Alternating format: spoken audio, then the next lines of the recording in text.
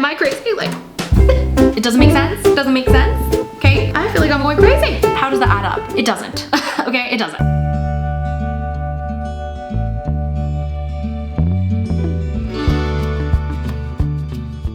Hi guys, it's Rose and welcome back to Cheap Lazy Vegan and another Vegan Talks video. So guys, this is actually part 2 of my response to Tabrizi's video called Why I'm Leaving 100% Veganism After 13 Years. I needed to make a part 2 because I am rambling. This is gonna be such a long video. I really just cannot fit it into one video. So this is gonna be part 2, but I'm going to add part 1, the link to part 1 in the description. So watch part 1 first because that will make sense, okay? Because this is just a continuation of this video, okay? I think it's important to watch part 1, but yeah, this is part 2. Let's get into it. I've seen countless street interviews now from very well-known vegan activists who, you know, speak to a mother who's pushing a pram. She might be carrying a baby in one hand, one toddler's running around, she's got a baby in the pram. And she's said, you know, oh, well, you know, I'd love to go vegan. I reduce wherever I can, but I just can't do it because it's just, I find it too difficult. It's too expensive. And she will inevitably be given this slogan from the vegan activist that's been rehearsed 100 times, which is rice and beans. Rice and beans are really, really cheap. I feel like this image that he's putting out there of this poor woman that has a baby and she's struggling, and then there is this vegan activist that's unreasonable, that's not willing to understand her struggles. It's like that's like the image that he's putting out there, as if all the vegans are so unreasonable and we don't understand people's struggles and we don't understand the real world. And I think that's a little unfair. A lot of vegans that I know are very reasonable and very logical and very understanding and trying to meet people where they are at. I don't like this pushing of this agenda that vegans are militant, unreasonable, we don't understand people's struggles, we don't understand that the poor woman with the baby is struggling financially. Don't you know that all the poorest people in the world eat rice and beans? Why don't you just eat rice and beans? For me, this is not only patronizing and unrealistic, but it's borderline insulting. Almost every instance I can think of a kind of career vegan activist that I know of does not live on rice and beans. Vegans don't bring up rice and beans to say that is all you should eat. No vegan is like, just eat rice and beans. That's all you need to eat. That is not what people mean when they say just eat rice and beans. It's just a way of expressing that a lot of naturally vegan foods happen to be very affordable, which is true. Rice and beans doesn't just represent rice and beans, but rice and beans represents rice, beans, lentils, any sort of legumes, potatoes, sweet potatoes, pasta, noodles, tofu. All of those things are representative of a more affordable way of eating a plant-based diet, which I would argue is the bulk of a lot of people's plant-based diets, including my own. Of course, I don't just eat rice and beans, but do I eat a lot of rice and beans? Yes, I do. But I also eat these other affordable foods that are part of my regular diet. So that is what it means. It's not people telling you only eat rice and beans. That's not the point. The point is make the majority of your diet these kind of naturally whole foods, plant-based ingredients, and then once in a while add in, you know, your vegan treats. Have a little Beyond Burger once in a while, have a little vegan ice cream, you know, treat yourself, because we still have to live in this world as humans and we still gotta enjoy a little bit of, you know, the things that other people enjoy so that we don't go fucking crazy, okay? That's the whole point, and I feel like he knows that because he showed that graph, the, what do you call it? What is this graph called? What is that called? He showed that thing already. So like, obviously he understands that these are just the fringes and the majority of a vegan diet is affordable. If you take all the vegans in the world, you're probably looking at 0.0000001% of the vegans who are choosing to live this kind of whole foods, no oil kind of approach, that you're like literally living off rice and beans, and who knows how good their health is long term. Again, no one is saying you should literally live off rice and beans. Rice and beans is an example of, you know, part of your base diet that you could incorporate. And a lot of vegans do eat a lot of rice and beans. It is a big part of a lot of vegans' diets. Doesn't mean that's the entirety of their diet. It just means that is a big bulk of their diet. And then of course, sprinkle in some other things here and there. It's very hypocritical for those vegan activists to make such claims to a struggling mother, especially as most of these activists don't have kids themselves and view it as a sign of grave sin to have kids in the world. Again, it's like this image of a vegan that doesn't have kids, that doesn't understand what it's like to have kids, talking to this struggling mother. We're given this image, this poor, struggling mom, and then this irrational vegan that's trying to change her mind and not understanding her struggles. Like, Usually the rice and beans conversation comes up as a response to someone complaining that veganism's too expensive for them, when the evidence actually shows that a plant-based diet can be done very cheaply and can actually potentially save you money compared to an omnivorous diet. We're trying to dismantle this belief system that vegan food is expensive, that vegan lifestyle is expensive. So obviously we're going to counter that with, well, actually, you can live a vegan lifestyle cheaply. It's not like, oh my God, like you're struggling, but just eat rice and beans. It's more so a counter to somebody saying, yeah, but veganism is expensive. Because we know that's not true. Veganism is not expensive. Those vegan activists are often the very same people on social media ranting and raving about how great this new vegan alternative is that's come out on the market. The new Impossible Burger, the new Beyond Burger, this new thing at McDonald's, this new thing at Burger King. Vegans rave about new vegan products in the market because it is exciting to have these certain novelty items once in a while, especially if you can afford to enjoy them. Okay, we are not saying you need to eat this every day. Just because we can't all enjoy them all the time doesn't mean that we can't be promoting the vegan alternatives to some of these products that people might be missing. People might want to eat some of these products, but they're avoiding dairy. So how nice it is to have the option, right? And I've made videos testing out vegan steaks, vegan KD, like the mac and cheese. And I was excited, when these products came out because it's exciting to have these options and to have more and more innovative vegan products. That doesn't mean that I think you should be eating those things every day. That doesn't mean that I eat those things every day. I mean, I had vegan KD maybe like 3 times total since it came out, since I made that video. I've had the vegan steaks like twice. Like it's not something I actually incorporate into my diet on a regular basis, but is it exciting and fun to have once in a while? And also we're just kind of like acting as though a non-vegan diet is always like super affordable and like,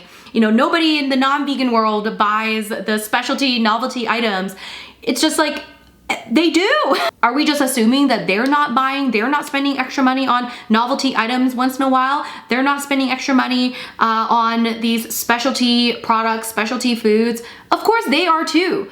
My entire position on veganism has really changed, mostly really on the periphery of this bell curve. So if you like to imagine a bell curve again, where in the center you've got all the main sort of plant-based foods that people eat, that is affordable, accessible, ethical, and sustainable. Your vegetables, your fruits, your beans, your nuts, your seeds, your legumes, your the wheat, your pastas, your rices, peanut butter, oils, the kind of main bulk of plant-based ingredients. And then on the bell curve, on the fringes of that bell curve, you have things like the marshmallows and the vegan feta cheese and the Kit Kat bars. So it was the bell curve.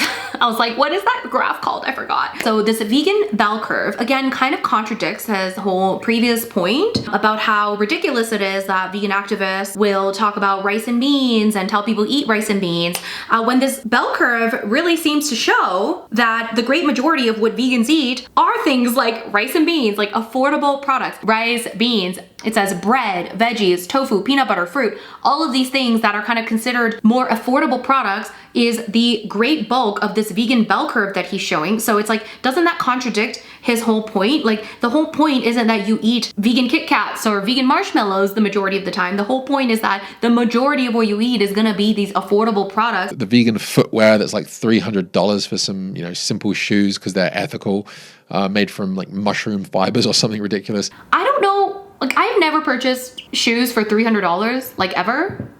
So I don't know. Yes, I've bought some more expensive shoes, but usually it's because like I buy like winter boots, for example, that are a little bit more expensive because they're like warmer. But generally winter boots are expensive, whether vegan or non-vegan. And I don't think I've ever really paid that much of a premium to buy vegan products rather than, like leather, for example. Like leather is pretty expensive. When I buy vegan shoes, it's usually cheaper because it doesn't have leather. Again, he's kind of like exaggerating what vegans do or what vegans have to do. Like, oh my God, we have to buy these $300 shoes. When in my reality and in a lot of vegans' realities, we don't have to buy the $300 shoes. You know what I'm saying? Now, my attitude is now such that I actually don't think that opting for the vegan option on the fringes of that bell curve are necessarily doing any good for animals because of the opportunity cost that you've just lost to make a better impact elsewhere.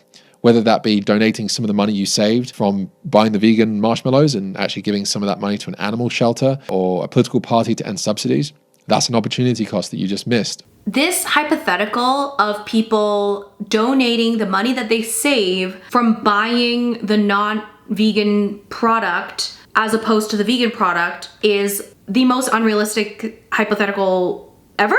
Like this is just a very weird hypothetical situation that will not happen in the real world, okay? And also, like, we went from talking about people that can't afford to eat these fancy vegan products because they cost way more than the non-vegan alternative to now saying, okay, actually you could potentially get the cheaper non-vegan item and then donate the difference to an animal shelter. So if you are struggling to the point where like you can't afford the vegan product, I'm gonna be honest, I don't think the vegan product is like usually that much more expensive. Like, yes, it's a little more expensive depending on the product, okay? But like, for example, my vegan mayo, it might cost like $1 or $2 extra. So it's not like an insane amount. So yes, it's a little bit of a premium, but you know, not that much of a premium. But again, it depends on the product, I guess. So we're assuming that we're like saving a ton of money by buying the non-vegan product. And then we're assuming that the people that apparently couldn't afford to buy the vegan product to begin with are now gonna donate that money to an animal charity.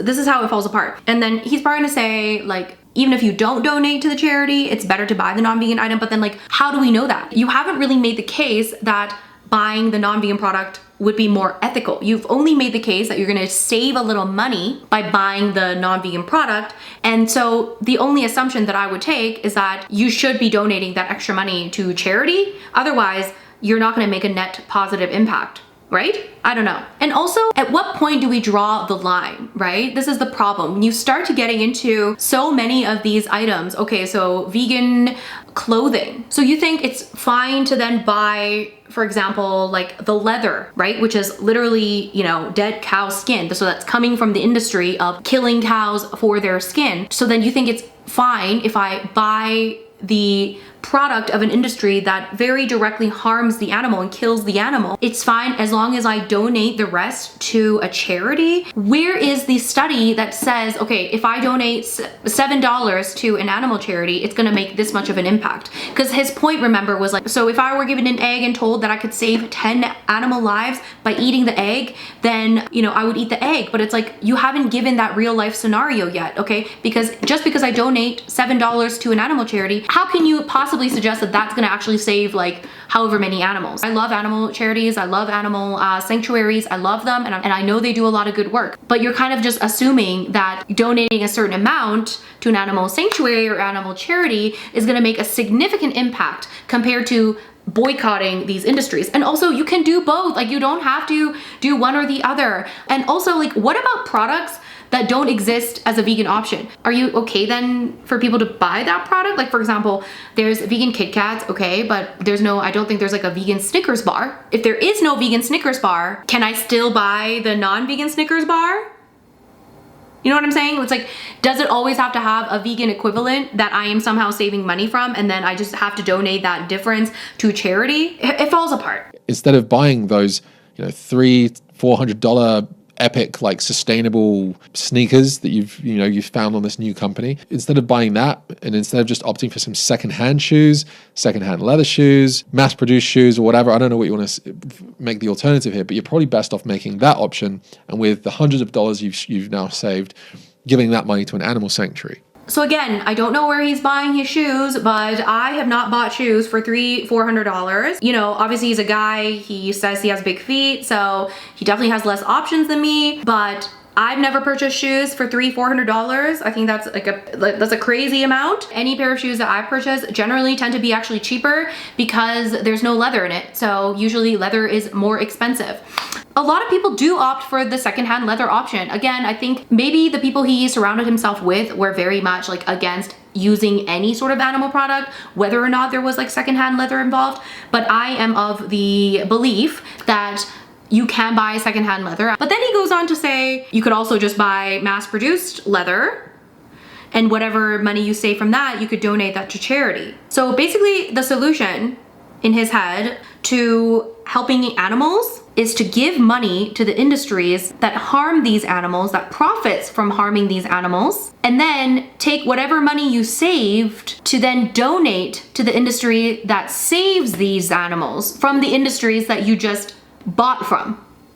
Like, let me repeat that. The solution in his head is to give money, okay, like fund the industries that actively harm animals and use animals as a means to an end, and use animals' bodies, kills animals, slaughters animals, give money to that industry. And then whatever money you have left over from somehow saving money from the $300 hypothetical shoes that you were going to buy, whatever money difference you have, take that money and give that back to an animal charity whose job is to save animals from the same industries that you just gave money to. Again, this is why I'm like, when we were talking about gelatin, I could kind of understand. It's like we are going way beyond just talking about gelatin or secondhand leather, which are, I believe, gray areas that we could discuss. We're talking about like, oh, so you can buy potentially the mass-produced leather as long as you give some money to an animal charity. Like, am I crazy? Like, I feel like I'm going crazy. A lot of the time, vegan products are really only just vegan in name. They don't necessarily contain any animal products in them. But the impact is either neutral, like it's doing nothing for animals, or it's actually causing potential harm to animals when you consider the opportunity cost you've lost by opting for that. But it's not about buying vegan products and somehow that's gonna do a net positive impact. It's about boycotting the non-vegan products so that you don't have a net negative impact. Nobody's saying by buying the vegan Kit Kat, it's gonna make you a hero, okay? You're gonna save the animals. It's about boycotting the industries that harm the animals. That's the whole point. I've actually found that vegans are the most reluctant to donate to animal charities a lot of the time because they believe that they're doing enough.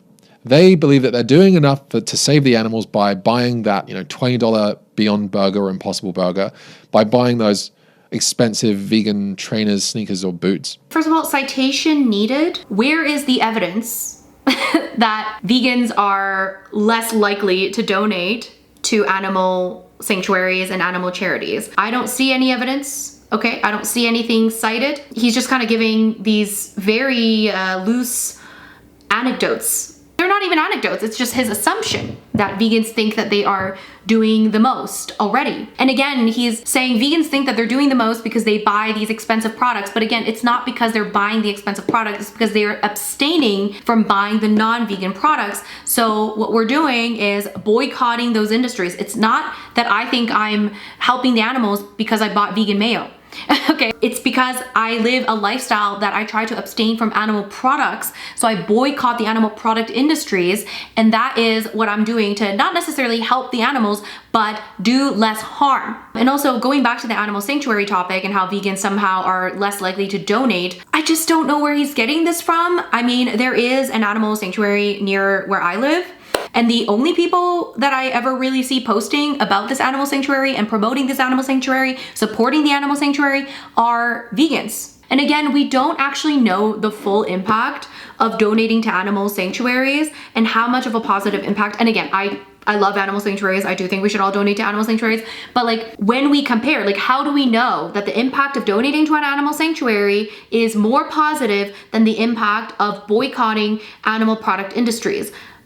How do we know? How do we know what has a bigger impact? We're just kind of assuming here. And again, it's about the holistic view of our diet, not just, oh, the little fringe products that we might buy once in a while, right? It's about our everyday choices. Like every day, most people eat animal products. So if somebody stops doing that, I think that has an impact. That makes a difference. And also, you don't have to even donate money. You can raise awareness. You can boycott those products, boycott animal products, and still raise awareness for animal sanctuaries by posting about them, by supporting them, by visiting them. You don't have to necessarily donate money to the animal sanctuary. You could still talk about animal sanctuaries, but how can we support animal sanctuaries that save animals from these industries if we were still buying products from those industries? Like, how can I sit there and be like, okay, actually, I'm gonna buy a leather jacket, and whatever money I somehow save from buying this leather jacket versus some kind of very specialty vegan jacket, again, a vegan jacket would probably be cheaper, but anyway, I'm gonna somehow like take that money and donate it to an animal sanctuary, you know, to animals that may have been saved from the leather industry. Like, how do you justify that? Like, how does that reconcile? You know, how does that add up? It doesn't. Okay, it doesn't. And all of a sudden we went from shaming vegans for telling struggling mothers that a vegan diet can be cheap, especially if you know, eat lots of rice and beans, to then shaming vegans for not doing enough and not donating enough to animal sanctuaries. Which one is it, right? It's like, so being vegan is not enough because we have to be donated to these animal sanctuaries, yet vegans should also be ashamed because we keep telling people that a plant-based diet is cheaper and that you can do a vegan diet in a cheap way. It doesn't make sense? Doesn't make sense? Okay, either way, we're like shaming vegans. And by the end of the day, the vegan has justified not supporting any sort of animal causes or any animal charities, and they don't have to lift a finger, they don't have to do anything, they get to just sit on the couch and eat a Beyond Burger and feel like they're saving the world, and they have all this like unearned moral superiority. Boycotting is and has always been an effective way to protest, okay? Boycotting. This is what vegans do. We boycott. Every day we boycott. After saying, oh, we're telling struggling mothers that that they could go vegan if they eat rice and beans. After saying that, to then saying how easy it is to be vegan because we're not lifting a finger. All the vegan does is just eat a Beyond Burger and think that they're saving the world and they're not really doing anything, when every day it's an active boycott. As if it is easy. After he went on this rant about driving 30 minutes to get vegan marshmallows and back and all that stuff, and how you have to go out of your way to do these vegan things and how much more money you have to spend. These are things that vegans think about, not just for marshmallows, but like everyday life. And as much as you think that it is easy somehow, even though like everything else he said in this video before this assumes that it's not easy, but apparently it's easy. It's like, it's not necessarily easy to go against the grain, okay? To boycott everyday things that people eat all the time, it takes getting rid of the convenience factor. We have to consider things that other people don't have to consider in this day and age. Like, oh, am I gonna have food to eat at this restaurant? Like, it's like, of course, other people, they don't have to think about it, but we have to think about it. It does take an active effort. It's not as easy as just sitting there on the couch eating a Beyond Burger. This is undermining the vegan experience. This is undermining the things that vegans have to do every day to live this lifestyle. I'm not saying it's like the hardest thing in the world. I'm not saying that, oh, I am doing so much, right? But at the same time, is it harder than not being vegan? Yes, of course it is. It's harder. We're going against the grain. So let's not undermine the work that vegans do every day, whether or not they're activists, whether or not they're donating to animal sanctuaries, they are still actively boycotting. In a world where 99% of people are not vegan, it is not easy to be vegan, okay? You could always argue that one could be doing more, right? I could definitely be doing more. I could certainly be donating, a lot more to an animal sanctuary. I mean, I could be donating all my additional income to animal sanctuaries. At what point do we not get shamed, Okay, well, being vegan apparently isn't enough, so we have to do all this extra in order to even be considered helping animals. Just because we could always do more doesn't mean we aren't already helping, okay? I just feel like this argument is very contradictory. The video started off by talking about how difficult it is, or how difficult it was to get these vegan marshmallows, and illustrating that being vegan isn't just a walk in the park. And then saying that vegans don't have to lift a finger. They can just eat a Beyond Burger and think that they are saving the world. I mean, what's easier? Donating a few dollars to an animal sanctuary and still living your life eating animal products every day and not actually committing to a vegan lifestyle, or living a vegan lifestyle and not donating to an animal sanctuary? Like, which one is easier? He's making it seem as though donating to the animal sanctuary is a noble thing to do, which it is. I love it. Donate to the animal sanctuaries. But it's like saying, oh, the vegan lifestyle, the vegans, they don't even donate to the animal sanctuary and they think that they're saving the world. I would argue that even if you didn't donate to the animal sanctuary, the vegan is doing more. It takes an active effort, okay? It's actually less effort to just donate a few dollars to an animal sanctuary and not incorporate anything into your lifestyle that actually boycotts any of these industries that you are saving these animals from. It takes a lot more effort to follow a vegan lifestyle. It does. Oh, okay. If you're gonna donate a few dollars to the animal sanctuary and eat a beef burger, are you really gonna say that that does less harm than a vegan that doesn't donate to an animal sanctuary but every single day makes choices that boycott animal product industries? I think if vegans were to stop buying those really fringe, expensive vegan products and instead get secondhand alternatives, or buy the cheaper animal-based option like the Maltesers or the Kit Kats or the marshmallows, and the money that they saved, if they were to give that to an animal sanctuary, I think that's going to do a lot more good. why don't we just not buy the fringe products? Like that could be an option too, right? For many years, especially like the old school vegans, I'm sure remember, we couldn't buy the vegan fringe products even if we wanted to because they didn't exist. Yet people still boycotted. People still boycotted. Like people still just didn't eat those non-vegan products. And then now that we have some of these vegan products, there is nothing wrong with purchasing them once in a while. It doesn't mean that you are doing harm to animals because you are buying a vegan Kit Kat once, every 2 months. That's not going to do harm to the animals. When it comes to backyard eggs, it's really quite hard to argue against it. And the best argument that a vegan can really conjure up is this idea that when you take a chicken and you put it in your back garden and you take eggs from it, you're objectifying that animal, you're commodifying that animal has a right to its own life, that every life is sacred, every life is equal, and you're just taking it like some kind of breakfast snack laying slave in your garden. Backyard eggs is definitely a gray area topic, and I've thought about this before. I think every vegan has come to this kind of question. A lot of people try to ask vegans this question, like, what do you think about backyard eggs? The main problem I have with this sort of hypothetical question is that it's just not the reality for most people. Most people do not live in a situation where they're gonna have backyard eggs, okay? Backyard hens are not the reality for the majority of the population. I don't know anybody that has a backyard hen. I'm sure it's possible and I'm sure people do it, but it's like we're talking about something that isn't important, okay? Let's focus on the industry, okay? Let's focus on the actual problem at hand rather than necessarily discussing backyard hens. But if we are going to talk about backyard hens, this is definitely a gray area, and I think, in my opinion, okay, this is my opinion, and other vegans are gonna have different opinions, but taken in a vacuum, okay? In a vacuum, as in if we were to just look at somebody, like if I knew you and you were vegan and you got a rescue hen in your backyard and you were taking care of this hen and you were, giving this hen love and all of that stuff, and you took this hen out of this horrible situation and now this hen is living this lovely life and lays eggs naturally, and you were like, you know what, what do you think if I ate this egg? I wouldn't have a problem with that. Taken in a vacuum, I'd be like, you know what, great. One could argue that it's fine. Now, the problem I have is that, again, this is not a realistic scenario, okay? You cannot take this scenario and apply it to the majority of the population. This is a very specific scenario that is very specifically happening to certain people, okay? This is not scalable at all, because once you scale it, and once a lot of people start doing it, we're gonna have problems, okay? We're gonna have problems with the amount of land that we have. We're gonna get into the issue of exploitation because, at some point people are gonna be like, well, I could rescue a hen and, let me rescue like 12 hens and put them in my backyard. And technically I've rescued them. Technically they have all this room. And so it's like, it gets to exploitation. I think it can get to exploitation pretty quickly.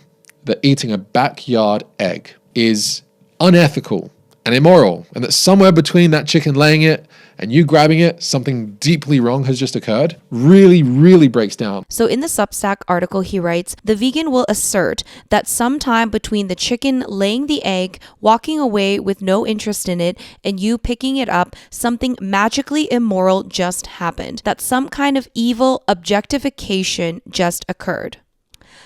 Can we stop with the straw manning? This is the biggest straw man of most vegans' very nuanced opinions on the topic of backyard eggs. I guarantee you, if you asked a group of vegans the question of backyard hens and backyard eggs, you're going to get a variety of very well thought out, nuanced answers. It's not going to be all the same, and we're going to have slightly different opinions, but it's definitely going to be more intellectual than someone simply saying, it's evil to take the backyard hen eggs, and that's the end of the story. It's evil. Let's just move on. Vegans usually have a much more nuanced, intellectual, logical take, and this is so insulting to vegans to assume that we are just this simple-minded.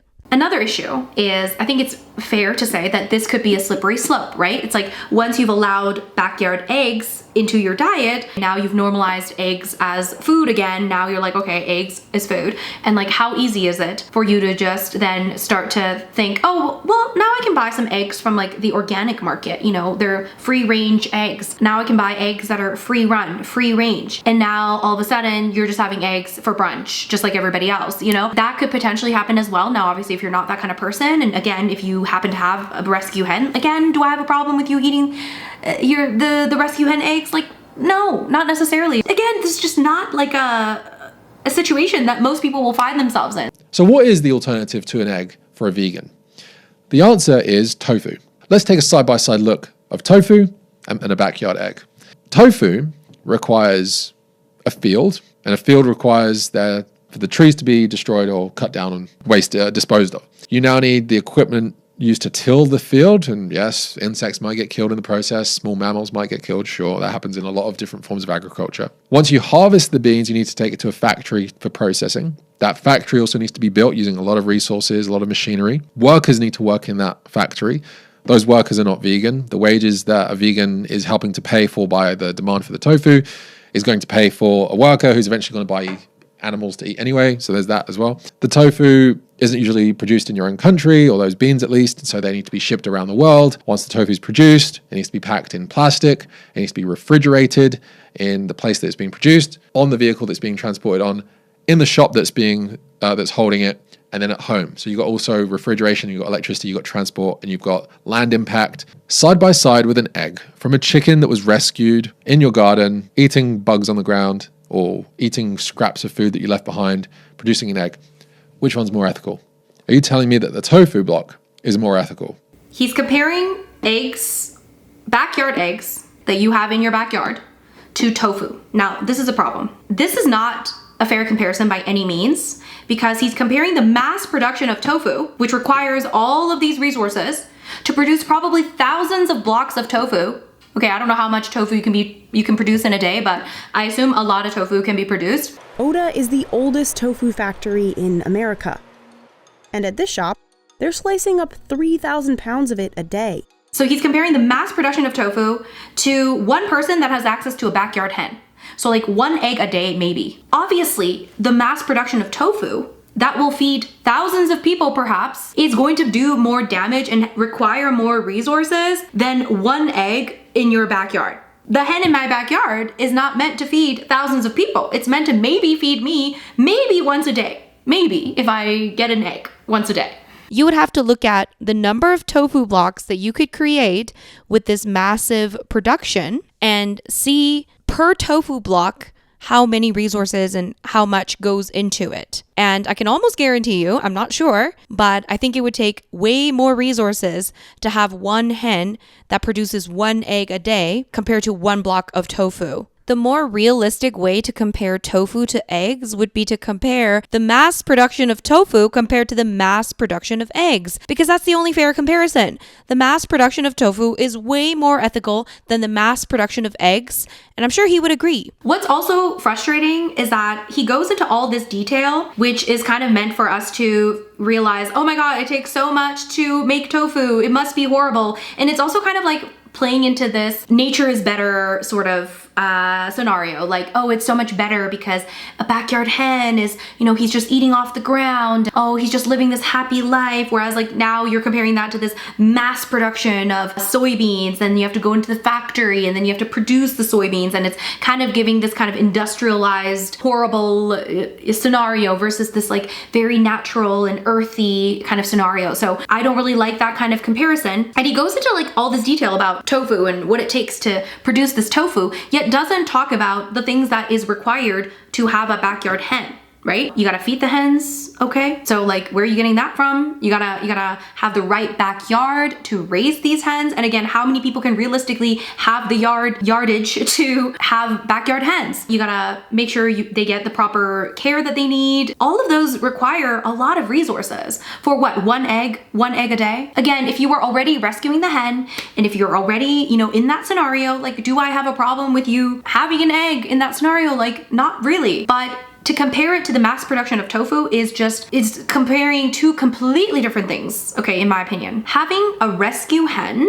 is just not a sustainable or realistic food option for the majority of people, whereas producing tofu and mass production of tofu, I would argue, is a more sustainable food option. Jason learned how to hand mold tofu the traditional Japanese way. It is very cheap to just buy a machine and just push buttons and out comes a block of tofu. But to actually handcraft it, it is definitely a lost art. So he kind of goes on to discuss what he's been eating and what he's incorporated into his, life. You may be left with the question, okay, Ali, but what are you eating now that you're supposedly not vegan? Well, I say that I can't call myself vegan with a capital V. A lot of that has to do with my belief system changing around all of this. My pragmatic approach, especially to the items on the fringes of that bell curve. But really, my diet hasn't changed very much at all. I think the only thing I'm regularly eating now, which is not vegan, is these oat and honey bars, which are like these breakfast granola bars. I don't know what they're called, Nature's Valley or something, which I've started eating and I'm happy to eat them. They're really nice. And the reason why we started buying them as a family is because my son goes to a kindergarten, and this year they've had a child that has a severe peanut allergy. And so we went to the supermarket to try and find a vegan, like date bar, kind of Cliff Bar type option that didn't have any nuts in it. And there were literally nothing there.